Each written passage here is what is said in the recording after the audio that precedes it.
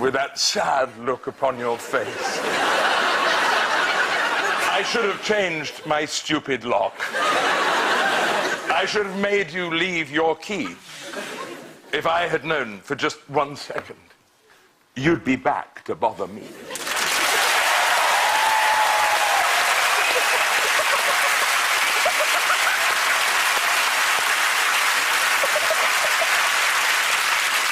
That was awesome. Can you teach me how to do that? I will. Let's Can I have a go? Yeah. Okay. Absolutely. It's going to be lovely. Okay, any breathe, preliminary tips? Oh, sorry. Breathe and calm down. Yes, Calm down. I'm quite excitable, to be fair. Any tips on breathing? Just... In, out.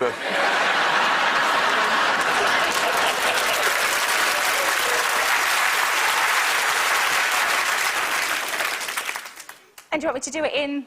like English.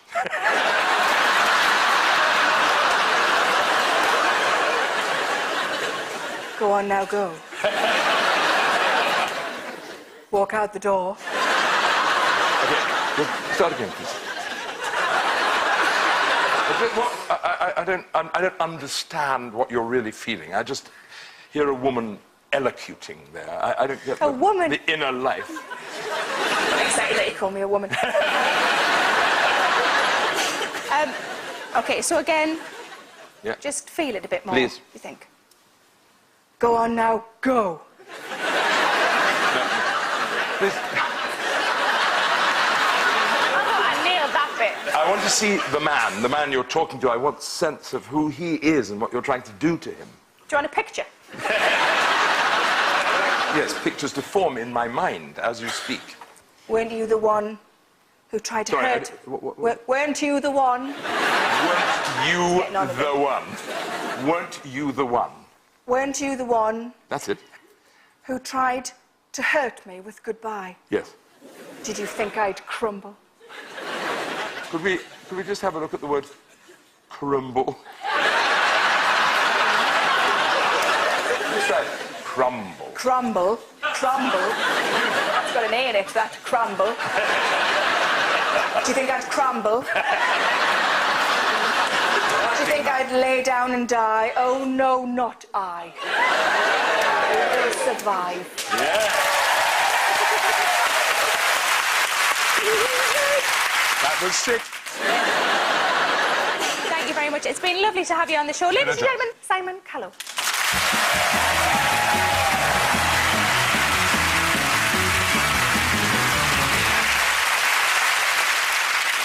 People still speak like they're in a costume drama these days, but only when given evidence in court.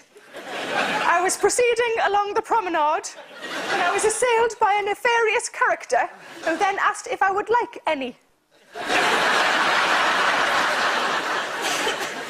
I liked the BBC adaptation of Jane Eyre, although there was no mention of her evil brother Ryan.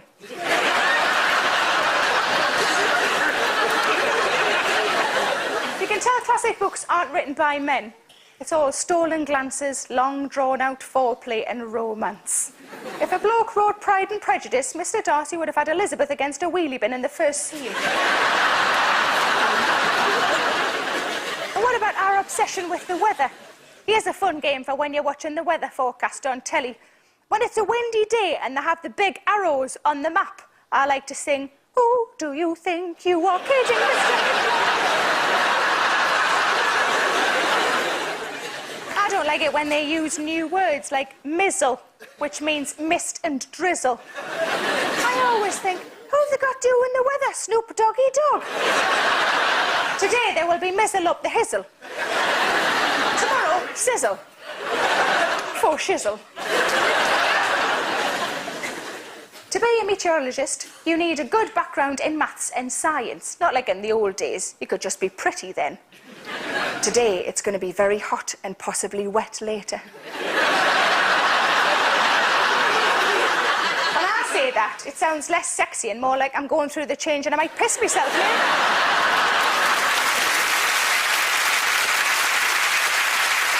So what I need is an expert from the telly to teach me about the weather.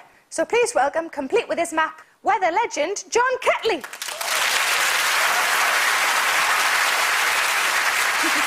Thank you very much for coming on the show, John. Sarah, it's great to be here. Bless you. Now, do you think the weather should come with a disclaimer? Warning, we're only guessing. It's educated guesswork. It's always been educated guesswork. So do you think you guys would all be out of a job if we just started looking out the window? Quite frankly, for most people, it's only what's happening first thing in the morning and when you come home from work again later in the afternoon that matters to some degree. I mean, you've got to put your washing out, perhaps, in the middle of the day. You've got to go and pick up the kids from school. But it's what's happening first thing when you go out to work and what's happening in the evening. We always try and get it right, obviously, but sometimes what happens for that little bit in the middle may not always be as important. I've got a friend, instead of opening the door, she just puts her arm out of a cat flap. Yeah. Have you ever actually forecasted it's going to be raining men? That's a great song. Who did that song? Was it Bewitched? The Weather Girls. Oh, the Weather Girls, was it? I should have known that one. Bewitched. Did it? Why do you tell us the pollen count on the forecast now, though? Because you don't do that with other allergies. Like Sean Lloyd never says, don't go near that carrot cake at dinner time because it might have nuts in it. No, but this is... it's just coming. That's on the way next year, I think. Really? You never know. Don't promise things you can't deliver, Pet. No, all right. Do you get fan mail from ladies who say they're experiencing damp patches?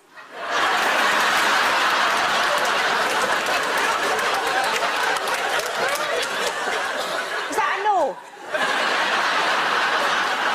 I've always been very happy talking about warm fronts rather than occluded fronts, though, because that leads to all sorts of things going through your head. I love a warm front. I know, many people do. Isobars. Yes. Where are they and how late do they stay open? Well, the isobar... Sarah, in the old Met Office at Bracknell, the bar was actually called the ISO bar. Oh, my God, that is so cool, but nerdy. And is it possible for the sun to actually shine out of someone's arse?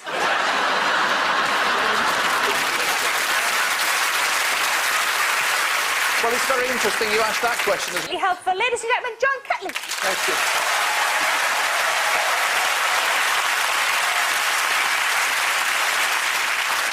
When I watch a period drama, one of the things that impresses me most is the clothes people used to wear.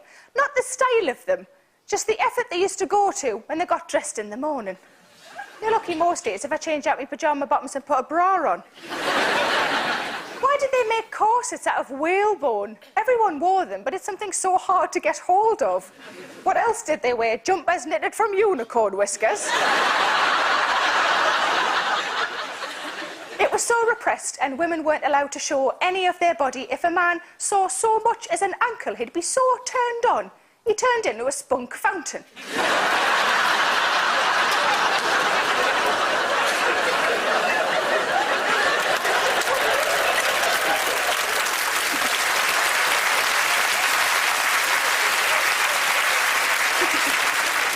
Which is now a ride at Alton Towers.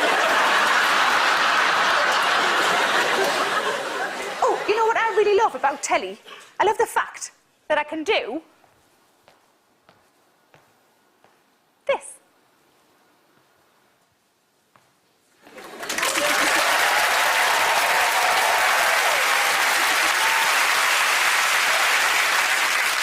It took 3 women and a lot of lube to get us in this. Gosh, look how fancy it is. Oh, the sofa's a bit rubbish, it's only got one end. It's broken. Oh. I'm down, everybody. I'm down. Oh, there's a bell. Wow. It's Mickey Cheers from Downton Abbey, also known as Phyllis Logan. Hello,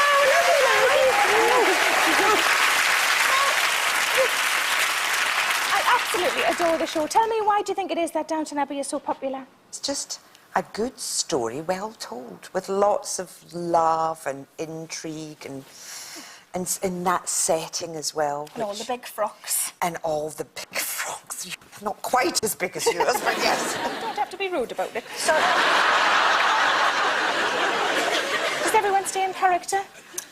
Absolutely not. Oh, really? No. So Hugh Bonneville, if he spills something down his front, he's not getting you to come and mop it up, is he? Well, I don't do mopping. No, that's true. I mean, I may be dressed with an apron, but I never wear an apron. I'm very good at delegating, but I don't actually do any work. I just delegate. I love all of the, like a sideways glance. This is what I love about costume dramas, is the right. sideways glance. Right. Like this. Little bit coy. See, when I can't, can you do? Oh, can I? Sideways yeah, coy like look. sideways, just a... I think whenever I do it, it looks... yeah, round of applause for yours. Took me 3 years to learn to Because whenever I do it, it just looks like I'm cheating an exam, doesn't it? Now, I'd love to live like the Crawleys, but under my stays, there's just like a knackered Hoover and an old thigh master. I don't think there's much room for servants. So, because I live in a flat, you see, it doesn't really work like this. No, So, it so do you treat your servants better now that you're in a programme like this? They do get every second Sunday off now. Do you know if there's going to be any more series? Because I'd love to carry on to, like, the 60s, That would be great, to have Hugh Bonneville just smoking pot and wearing tie-dye. Yes, well, I can tell you there is another series about...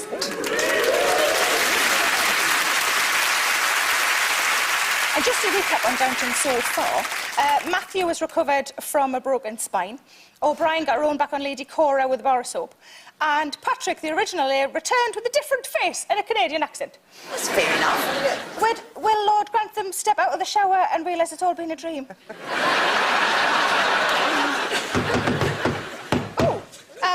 Somebody at the door. I didn't know we had a door. We definitely don't have a door.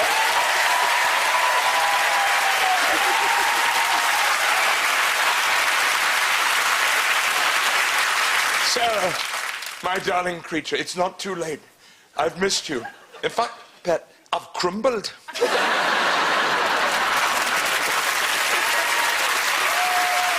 To see again those rubescent lips, those marmoreal mammaries, those glowing orbs, my darling creature.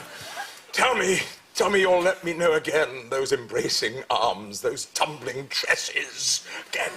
Tell me, Sarah, you will. Go on now. Go. Walk out the door. Turn around now. Because you're not welcome anymore. My darlings are so unlike you. How do I shake you bastard?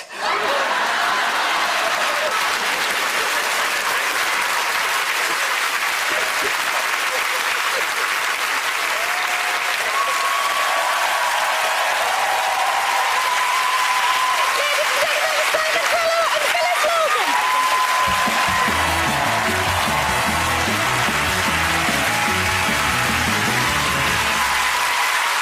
Well, that's all for tonight. We haven't had time to talk about Grange Hill. In one episode, a pupil overdosed on heroin. Bloody hell. I thought Sheila Pullen was a wrong'un just because she spent all her dinner money on sherbet dib tabs. And Stokes has been ruined for me by the news of the world. We now know they don't need to knock out security, drug the guard dogs and dodge the lasers to get information. You just press 1, 2, 3, 4 and listen to the voicemail.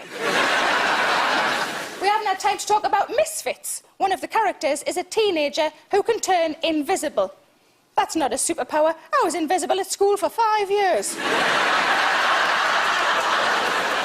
night.